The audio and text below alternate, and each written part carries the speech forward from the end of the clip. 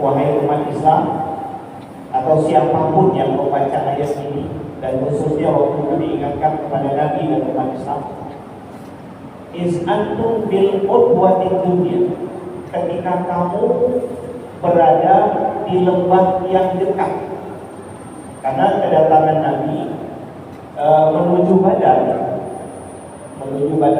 itu mungkin hari ini nggak menjadi tempat populer lagi lah hari ini, cuman menjadi situs wisata saja. Badar itu dulu di zaman Jahiliyah dan di zaman Rasul itu sebetulnya pasar tahunan. Itu di samping daerah yang menjadi perlintasan kalau orang mau dari Mekah mau ke Madinah, itu salah satu jalannya adalah di Badar, dan Badar itu pasar waktu itu.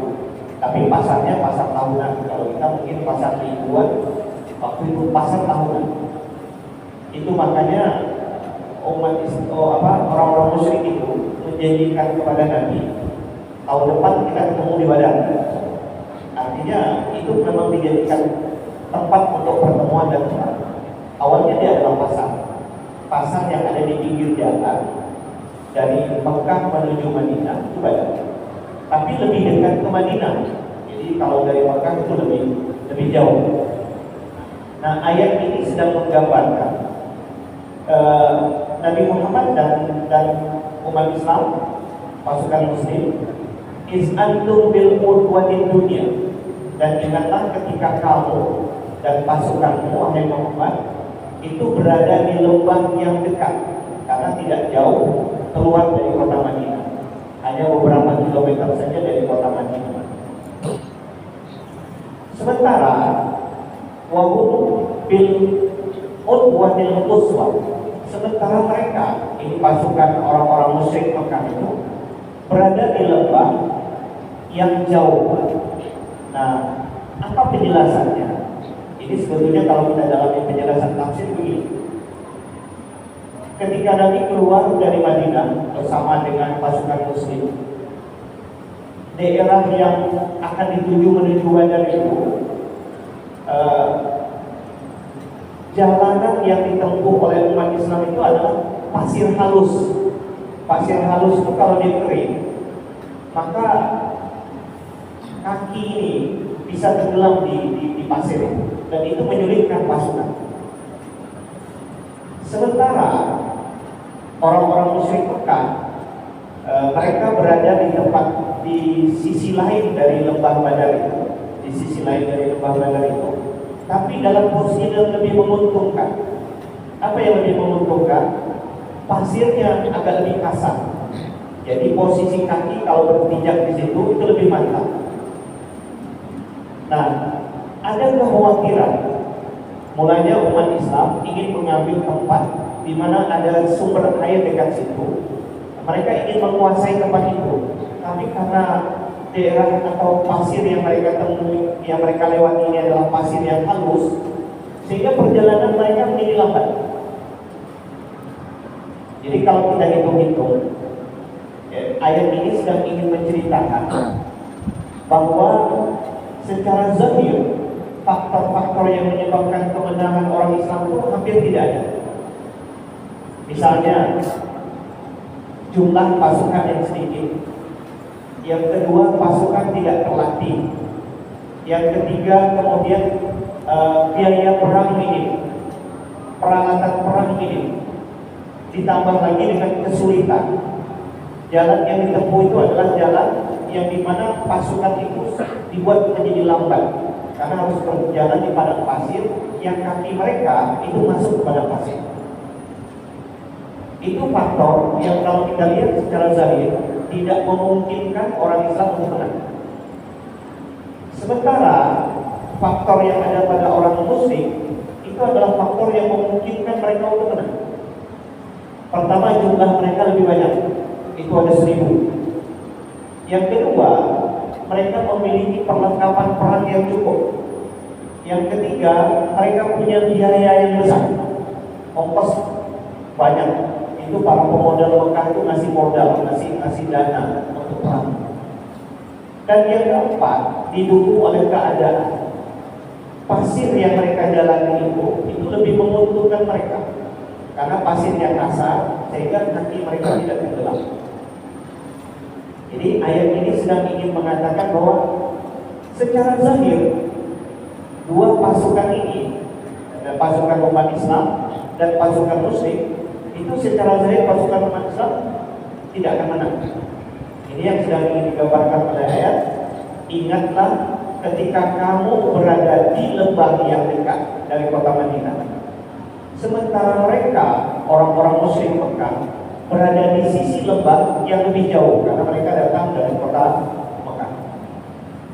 Apalagi keuntungan yang mendukung orang-orang Muslim Mekah itu, waraqbu asfala minkum.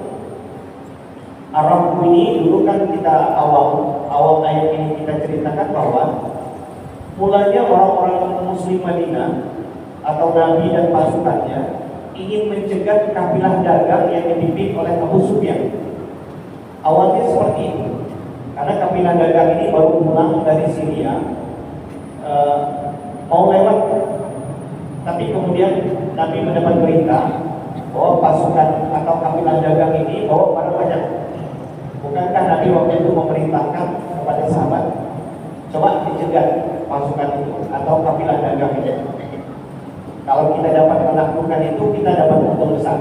Dulu kita sudah sampaikan, ini bukan perampasan, ini semacam pembalasan karena umat Islam itu terusir dari Mekah. Mereka tidak boleh bawa harta apapun. Jadi ini bagian dari cara Nabi dan umat Islam untuk mengembalikan harta yang dirampas oleh orang-orang Mekah. Sekarang mereka akan rampas kafilah dagang itu. Tapi Abu Sufyan ternyata punya mata-mata. Begitu dia tahu umat Islam mau menyergap dia kirimkan pasukan atau utusan ke Mekah untuk meminta pertolongan. Maka Abu Jahal dan teman-teman mengumpulkan pasukan 1000. Ini pasukan yang 1000 ini sebetulnya dipersiapkan untuk menolong yang 40 itu. Tapi ternyata Allah mengatur gimana?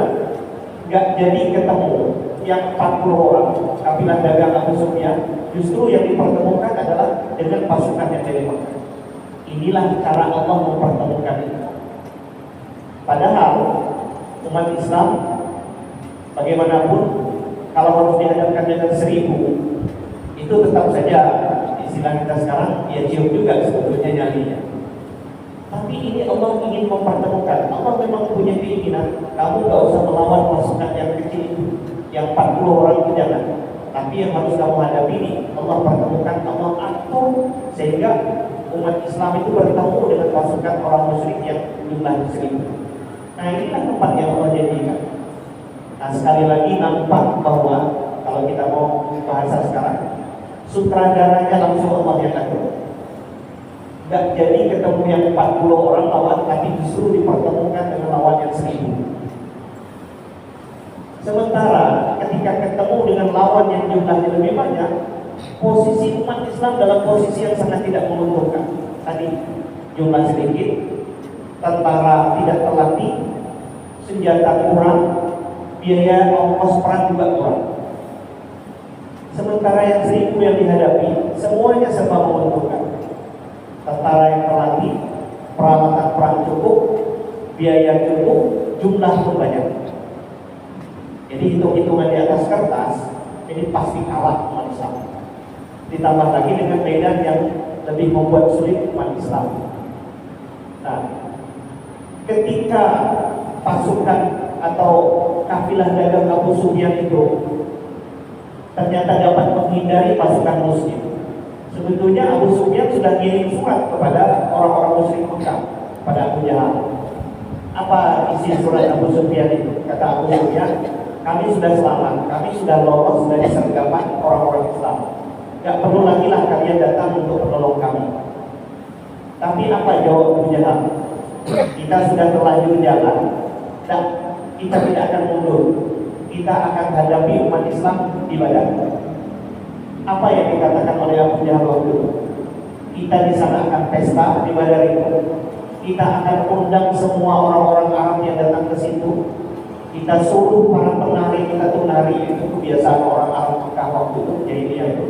Kalau mereka lagi pesta-pesta itu, ada perempuan-perempuan yang para biduan kita tuh suruh nari. Itu kebiasaan. Jadi Abu Jahal lah sesungguhnya yang jadi komandan. Kata Abu Jahal, terlanjur sudah, kita sudah separuh jalan, nggak perlu pulang, kita langsung hadapi saja. Pokoknya kita ingin memperlihatkan bahwa kita adalah pasukan kuat, kita habisi Muhammad dan umat Islam.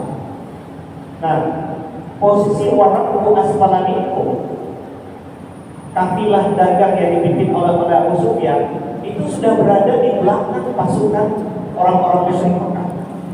Berarti bukan tidak mungkin sebetulnya orang musyrik Mekah kalau perang dia mendapat tambahan lagi, ada 40 orang yang kabilah dagang bisa saja bergabung dengan pasukan Abu Sufyan, dengan pasukan Abu Jahal. Jadi umat Islam datang dari Mekah 300-an orang kafir datang orang dari Madinah Nabi 300-an orang musyrik ada sekitar 1000, di belakangnya ditambah lagi dengan kafilah dagang yang 40 orang.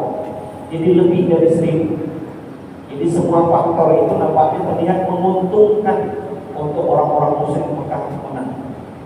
Jadi yang dikatakan oleh ayat waraqu asfala minkum, kafilah dagang itu berada di belakang kamu, berada di belakang pasukan orang-orang musyrik, siap untuk mendukung orang-orang musyrik. Nah, lalu Quran melanjutkan, walau tawa'adtum la talaftum bil mi'at. Andai kata Quran, andai kata Nabi Muhammad umat Islam sengaja janjian untuk ketemu dengan yang orang musyrik Mekah, itu pasti waktunya nggak bakalan pas. Kenapa? Karena mereka datang ke Mekah misalnya dijanjikan kita ketemu seminggu lagi. Seminggu lagi itu dari Mekah ke Madinah itu jalan seminggu, belum tentu bisa sampai seminggu. Tapi kenapa pasukan ini Allah pertemukan di Badar?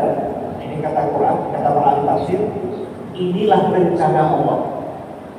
Kalau mereka sesama Nabi Muhammad misalnya dengan Abu Jahal berunding, kita bertempur yuk di Badar itu, kita jadikan hari Rabu misalnya, maka itu tidak akan terjadi karena waktu yang mereka sepakati bisa beda. Tapi disinilah Allah yang mengatur secara langsung tanpa ada upaya mereka ketemu dua pasukan itu di Badar itu. Makanya Quran mengabadikan lau tawakantum, andai kata kalian saling berjanji untuk ketemu dalam perang Badar itu, la talaftum fil mi'at, pasti kalian itu akan berbeda dalam menentukan waktu. Karena apalagi waktu itu di zaman itu kan orang nggak hitung per jam, paling-paling ketemu seminggu lagi atau sore hari itu kita ketemu, maka akan sulit sekali melepaskan waktunya. Tapi kok kenapa dua pasukan ini bisa ketemu? Disitulah Allah secara langsung berperan untuk mempertemukan ini. Nah, tetapi kenapa kok dua pasukan ini bisa ketemu? Walakin liyaqdiyallahu amran kana maf'ula. Akan tetapi dua pasukan itu tetap Allah pertemukan di Badar. Akan tetapi agar Allah menghendaki satu perkara yang harus terjadi. Apa yang maksud satu perkara yang harus terjadi? Jawaban para ulama tafsir, ini adalah ketentuan Allah yang telah Allah tetapkan sejak zaman azal. Jadi ketetapan ini, terjadinya perang Badar itu sudah tertulis di Lauhul Mahfuz, bahwa di hari itu ada sebagian ulama tafsir menyebut terjadinya itu pada tanggal 18 Ramadan. Jadi ini tengah bulan puasa nih perang. Tengah bulan puasa perang lagi. Hari panas. Biasanya subuh Mekah itu kalau bulan puasa itu bulan panas ya. Saudi Arabia secara umum Ramadan itu bulan panas. Karena memang secara bahasa ya kata alamat itu ya hati-hati yang membakar gitu. Memang suhu pada waktu itu rata-rata Nah, tetapi kenapa pasukan ini tetap Allah pertemukan? Walakin liyaqdallahu amran kana maf'ula. Tetapi Allah menghendaki satu perkara yang harus terjadi. Apa itu? Terjadinya dua pasukan itu bertemu. Perkara yang sudah Allah tetapkan di Lauhul Mahfuz itu harus terjadi. Nah, ini menggambarkan kita ini, apapun yang kita alami hari ini, yang termasuk yang terjadi pada umat Islam, apa yang kita alami dalam kehidupan ini, sesungguhnya sudah Allah tentukan perjalanannya. Nah, inilah yang kita maksudkan bahwa ayat ini lebih banyak bicara soal tauhid. Jadi dari perang Badar itu Allah sedang mendidik soal tauhid. Semua yang terjadi di alam semesta ini, termasuk yang terjadi pada diri semua makhluk, termasuk kita, itu adalah berdasarkan apa yang telah Allah tetapkan. Ini berdasarkan Allah, berdasarkan ketetapan Allah. Liyaqdallahu amran kana maf'ula. Apa tujuannya nanti? Tujuan Allah mempertemukan dua pasukan itu. Liyahlaka man halaka an bayyinatin. Agar Allah menghancurkan, membinasakan siapa yang ingin Allah binasakan, tetapi an bayyinah. Nah, ini penjelasannya agak panjang.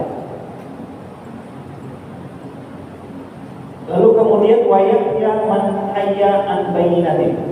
Kalau saya ulangi kalimatnya ini, apa tujuan Allah mempertemukan dua pasukan itu? Allah ingin memperlihatkan siapa yang mati, matilah dia dengan kejelasan akan kekuasaan Allah. Siapa yang hidup selamat, gak tewas dalam perang itu, maka dia akan hidup dengan kejelasan tentang kekuasaan Allah. Apa penjelasannya? Kata ulama tafsir ini, kalau orang musyrik yang mati dalam perang itu, maka kemudian dia akan tahu tentang ketentuan Allah, apa yang akan terjadi dia ketika dia di akhirat nanti, ketika dia berada di kuburnya. Bukankah Nabi sudah menjanjikan yang melawan atau yang menentang ajaran Allah, yang tak beriman, akan mendapatkan sanksi? Kata para ulama tafsir, itulah bukti yang ingin Allah perlihatkan. Jadi orang musyrik yang tewas dalam perang itu, Allah perlihatkan bukti bahwa mereka akan diazab. Di dunia pun mereka sudah diazab dengan tewas dalam perang. Tapi sebaliknya, jika orang Islam yang tewas, maka dia pun akan hidup dengan bukti juga. Yang syahid itu dalam pandangan Islam, dia tetap hidup dan hidup dengan bukti yang Allah tunjukkan kepada dia, kenikmatan yang Allah berikan di kubur itu, kemuliaan sebagai seorang syahid. Nah, saya tidak tahu apakah benar atau tidak. Kemarin itu ada beberapa tayangan di media sosial. Ada hujan yang agak besar, mengguyur kawasan Uhud. Di Uhud itu, kan dulu ketika perang Uhud itu kan banyak sekali sahabat Nabi yang tewas, termasuk paman Nabi. Itu kan orang-orang syahid itu kan dikuburkan tidak diganti pakai apa, pembalut yang baru kan, nggak pakai baju yang putih diganti, tidak. Tapi justru dia dikuburkan dengan kondisi baju yang dia pakai ketika tewas itu. Bahkan dimandikan pun tidak. Dengan darah yang berlumuran itu kan dia dikubur. Tapi ini saya nggak tahu apakah ini hoax atau tidak. Tapi kemarin ada informasi ketika hujan agak deras menimpa kawasan Uhud itu ada beberapa pemakaman di Uhud itu sempat terkikis oleh air, dan jenazah yang di situ tetap utuh. Ada yang mengidentifikasi bahkan darah mereka itu masih nampak seperti baru dikubur, masih segar. Darah para syahid itu seperti itu. Allah abadikan dia. Nah, itu kemuliaan. Nah, dalam ayat ini Allah ingin mengatakan seperti itu juga. Kalau orang musyrik yang wafat, yang tewas dalam perang itu, Allah ingin memperlihatkan kepada dia bukti kekuasaan Allah, bahwa dia akan disiksa di akhirat. Tapi jika orang Islam yang tewas dalam perang itu, maka Allah juga ingin memperlihatkan bukti bahwa dia akan dimuliakan Allah seperti yang dijanjikan oleh Nabi. Nah, itu pengertian yang dijelaskan oleh ulama tafsir, lihat lakaman halakaan baina, agar siapa yang tewas, siapa yang terbunuh, siapa yang binasa dalam perang itu, maka dia akan binasa dengan bukti kekuasaan Allah. Tapi sebaliknya, wayaknya man hayya an bainatin. Tapi siapa yang hidup, katakanlah orang musyrik tidak tewas dalam perang itu, tapi mereka juga ingin hidup dengan bukti kekuasaan Allah, bahwa Allah memberikan kemenangan kepada orang Nabi dan umat Islam waktu itu. Dan orang muslim yang hidup, sahabat-sahabat Nabi yang tidak tewas, mereka juga akan diperlihatkan bukti bahwa apa yang Allah janjikan kepada Nabi yang terbukti benar. Jadi sekali lagi, ayat ini sedang ingin mengatakan semua keberpihakan Allah berikan kepada orang-orang muslim. Nah, ayat ini sejatinya menjadi pelajaran bagi kita juga. Jika kita mengamalkan ajaran-ajaran Allah, insya Allah keberpihakan Allah akan selalu memberikan pertolongannya dalam kondisi apapun yang sedang kita alami. Tetapi dengan catatan kita meyakini itu, sebagaimana para sahabat meyakini janji Allah. Jadi, apa tujuan Allah mempertemukan pasukan itu? Liyahlaka man halaka baina, agar Allah membinasakan orang yang Allah binasakan tapi berdasarkan bukti kekuasaan Allah. Demikian juga agar Allah menghidupkan orang yang hidup juga berdasarkan bukti atas kekuasaan Allah. Itu semua wa innallaha sami'un alim, dan Allah Maha mendengar dan lagi Maha mengetahui keadaan hamba-hambanya atau makhluk-makhluknya. Itu tujuan Allah mempertemukan dua pasukan ini. Jadi ayat ini tidak cerita soal kesejarahannya, tapi di balik penjelasan Quran itu ada nilai tauhid yang sedang ditanamkan oleh Al-Quran. Berikutnya masih lanjutan cuplikan dari perang Badar ini. Ketika akan ketemu pasukan ini, masih belum ketemu tapi masih sudah terlalu dekat. Apa yang Allah perlihatkan kepada Nabi-Nya? Ayat ini menceritakan ternyata Nabi sudah diperlihatkan bahwa Nabi akan memperoleh kemenangan. Ayat 43. Is yurikahumullahu fi manamika qalila. Nah, ini juga sekali lagi Allah memperlihatkan kepada Nabi-Nya. Jadi dinampakkan dalam mimpi Nabi, itu pasukan musyrik itu sedikit jumlah. Dalam mimpi Nabi. Jadi dalam satu kesempatan dalam tidur Nabi, Allah perlihatkan pasukan musyrik itu sedikit. Dan setelah itu Nabi sampaikan kepada sahabatnya, itu pasukan yang datang itu sedikit tuh. Itu yang saya lihat dalam mimpi saya. Walaupun kemudian para ulama tafsir beda-beda dalam memahami ini. Kan ada juga yang mengkritik, kalau begitu kan Allah mendusta tuh, pasukannya banyak, jumlahnya 1000, kok kenapa dalam mimpi diperlihatkan sedikit? Nah, kita harus pahami bahwa mimpi itu tidak selalu sama dengan kenyataan. Jadi kalau kita agak sedikit belajar bab takwil mimpi, kan kadang-kadang kita digambarkan dengan sesuatu yang kadang-kadang jadi kebalikan. Makanya walaupun mimpi itu diakui, mimpi orang-orang saleh itu diakui bagian dari sisa-sisa wahyu, akan tetapi itu lemah. Akan tetapi mimpi itu ada nilai kebenaran. Nah, sekarang mimpi itu dialami oleh Nabi. Nabi diperlihatkan bahwa yang datang dari Mekah itu jumlahnya sedikit, dan Nabi ceritakan kepada sahabat. Apa gunanya Allah perlihatkan dalam bentuk sedikit itu? Supaya mental umat Islam jangan jatuh. Coba kalau betul-betul digambarkan 1000, itu mental umat Islam jatuh. Jadi diperlihatkan dalam mimpi Nabi, dan Nabi katakan, saya kok melihat mereka itu jumlahnya sedikit. Tapi ada ulama tafsir yang memahami makna sedikit ini, walaupun mungkin jumlahnya banyak, tetapi dalam pandangan Rasul dan dalam penilaian Allah, mereka itu lemah. Artinya secara akidah, secara mental, secara semangat, walaupun jumlah banyak, tapi sesungguhnya lemah. Nah, itu yang dijelaskan oleh ulama tafsir. Ada lagi ulama tafsir yang mengatakan dinampakkan kehadapan Nabi dan umat Islam itu seolah-olah mereka itu jumlahnya sedikit, sehingga tidak melemahkan mental umat Islam. Tapi ada lagi ulama tafsir yang memahami yang diperlihatkan itu sebetulnya jumlahnya banyak, tetapi kata sedikit itu dalam artian bahwa mental mereka sesungguhnya pengecut. Jumlah banyak, tapi mental ciut. Itu pemahaman yang diberikan oleh ulama tafsir. Tapi apapun, ayat menceritakan isyurikahumullahu fi manamika qalila. Ingatlah ya Muhammad, ketika Allah menampakkan mereka kepadamu dalam mimpimu. Jadi mereka itu orang musyrik dinampakkan kepada Nabi dalam mimpinya. Allah nampakkan kepada Nabi-Nya tentang orang musyrik itu.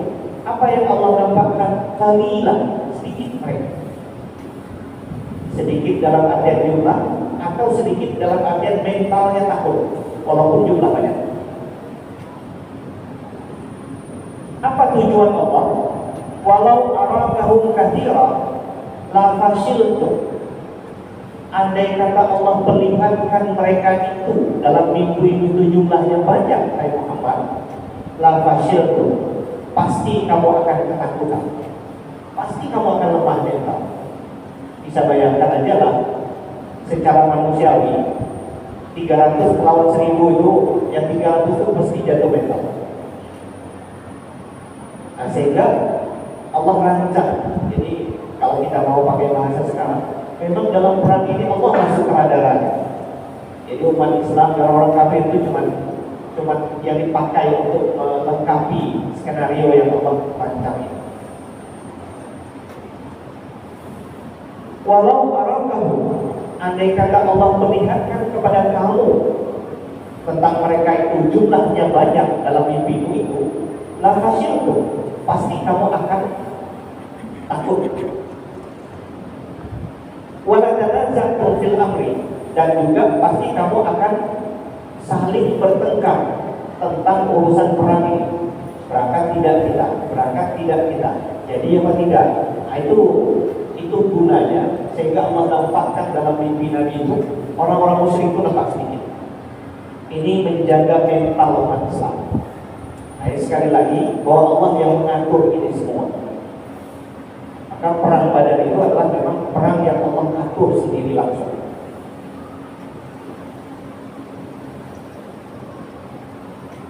Nah, supaya umat Islam tidak ketakutan dan tidak berselisih apakah jadi menghadapi pasukan ini atau tidak, walakin Allah sallam, akan tetapi Allah selamatkan kalian hai umat Islam dari ketakutan itu semua. Dengan cara tadi diperlihatkan orang musyrik itu nampak sedikit. Innahu alimun bizatis sudur, karena sesungguhnya Allah Maha tahu apa yang ada di dalam hati setiap hamba-hamba. Lalu berikutnya, ketika sudah pasukan penuh, kalau yang tadi itu masih jauh, ini masih di kota Madinah, masih di kota Madinah, ayat yang tadi itu. Nah, sekarang sudah berhadapan, sudah dekat, tapi jaraknya masih lumayan jauh. Wa isnurikumuhum izil takaitum fi a'yunikum qalilan. Dan ternyata lagi-lagi Allah tetap mengatur itu. Dan ingatlah juga wahai Muhammad, ketika Allah memperlihatkan kepada kamu tentang orang-orang musyrik Mekah itu, izil takaitum, ketika kamu sudah bertemu berhadapan-hadapan tapi jaraknya masih jauh, fi a'yunikum, dalam pandangan kamu nampak mereka itu masih sedikit. Jadi sudah nampak jauh pasukan itu, sudah saling kelihatan. Kan zaman dulu itu pasukan jalan kaki semua, paling pakai onta. Tapi dari jauh sudah nampak. Dalam pandangan orang Islam, itu pasukan musyrik yang jumlahnya 1000 pun dalam mata pandangan mereka kok sedikit juga nampaknya. Ini sehingga pada ahli tafsir mengatakan ini kayaknya mata mereka itu dibalik oleh Allah. Mata orang-orang Islam itu, padahal jumlahnya banyak. Tetapi seperti terlihat sedikit dalam pandangan orang Islam. Tapi ada ulama-ulama yang di abad sekarang, yang ulama tafsir yang agak modern ini, mereka kan gak mau cerita yang agak-agak aneh, yang agak ilmiah lah.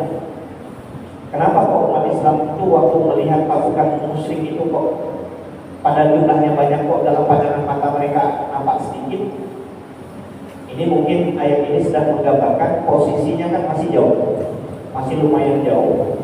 Apalagi kita kalau berjalan di padang pasir di tengah terik matahari itu mata kita tidak selalu setia dengan apa yang selalu kita lihat.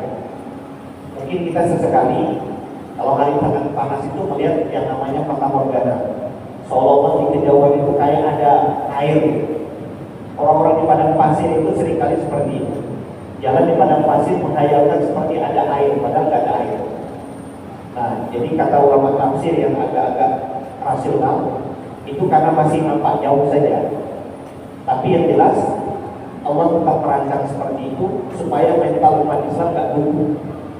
Jadi dengan demikian mereka tetap percaya dan yakin bahwa mereka bisa mengalahkan orang-orang musyrik Mekah itu. Ayat ini menggambarkan isuri umuhum izil takaitum fi a'yunikum qalila. Sebaliknya juga dengan cara yang sama. Wa yuqamilukum fi a'yunihim. Dan Allah juga membuat nampak sedikit jumlahmu dalam pandangan orang musyrik. Jadi sehingga orang musyrik itu pede lagi. Maka Abu Jahal itu pernah mengucap, nampaknya jumlah orang muslim itu gak banyak, hanya untuk seekor unta saja. Itu bahasanya. Nah makanya begini, kalau dipotong unta, kasih makan seekor unta itu, sebegitu cuma jumlah orang muslim, gak banyak. Itu kata Abu Jahal. Karena dalam pandangan mereka begitu. Dalam ayat ini dijelaskan, wa yuqallilukum fi a'yunihim. Dan Allah menampakkan kamu jumlahnya sedikit dalam pandangan orang-orang musyrik Mekah, dalam pasukan mereka itu. Sekali lagi Allah atur mata orang Islam itu diatur, nampak orang musyrik itu sedikit. Orang musyrik itu melihat orang muslim itu sedikit juga, sehingga mereka begitu bedanya. Kalau ini cuma lawan segini kecil lah, begitu kira-kira mereka. Dan itu memang diakui sendiri oleh Abu Jahal. Jumlah orang Islam itu nggak lebih dari seekor unta. Artinya kalau dipotongkan unta, suruh mereka makan semua, habis cuma untuk seekor itu. Segitulah jumlah. Itu bahasa Abu Jahal seperti itu. Sekali lagi, apa tujuan Allah membuat seperti itu? Lihat ya Allah amran kana mahmula. Agar Allah memutuskan satu perkara yang sudah Allah tetapkan di zaman azali, bahwa perang ini akan terjadi dan pasti akan terjadi. Nah, kesemuanya ini Allah jelaskan wa ilallahi turja'ul umur. Semuanya hanya kepada Allah akan kembali semua urusan ini. Memenangkan siapa yang harus dimenangkan, mengalahkan siapa yang harus dikalahkan, itu semua adalah akan kembali keputusannya kepada Allah, dan Allah mengatur ini dalam bentuk zahirnya, dan ini akan terjadi. Nah Bapak Ibu yang saya muliakan, ini diantara penjelasan Al-Quran, kutipan berkaitan dengan peristiwa-peristiwa yang terjadi dalam perang Badar. Dan insya Allah kita akan lanjutkan di kesempatan lain, masih bagian dari penjelasan Quran tentang perang Badar. Tapi kesimpulannya sekali lagi, semua yang terjadi itu nampaknya memang sudah diatur dan dikehendaki oleh Allah, dan tujuannya tidak lain adalah Allah ingin memberikan kemenangan kepada Rasul dan umat Islam waktu itu, sehingga nampaklah agama Allah muncul waktu itu. Karena Nabi berdoa seperti yang kita sampaikan dulu, ya Allah, jika kelompok ini dikalahkan, maka engkau tidak akan pernah lagi disembah di bumi ini selamanya. Itu doa Nabi ketika akan menghadapi perang Badar ini. Ini doa Nabi agak paksa Allah. Ya Allah, menangkaplah pasukan ini seperti yang telah engkau janjikan, karena kalau pasukan ini dikalahkan, engkau tidak akan pernah disembah lagi di bumi ini selamanya. Itu doa Nabi menghadapi pasukan dari musyrik Mekah. Nah, ini yang bisa kita sampaikan dalam kesempatan ini. Mudah-mudahan ini bermanfaat. Billahi taufiq wal hidayah. Assalamualaikum warahmatullahi wabarakatuh. Bismillahirrahmanirrahim. Alhamdulillahirabbil alamin wassalatu wassalamu ala asyrofil mursalin sayyidina wa maulana Muhammadin wa ala alihi wa sahbihi ajmain. Ya Allah ya Rabbana ya Hakim ya Qayyum ya Rabbal samawati wal ardi ya Allah. Ya Allah subhanahu wa ta'ala ya Rahman. Allah menjadikan kita berdoa ini atau menjadikan kita beramal. Amin. Kepada kita di dunia hasanah wa fil akhirati hasanah wa qina adzabannar. Walhamdulillahirabbil alamin. Assalamualaikum warahmatullahi wabarakatuh.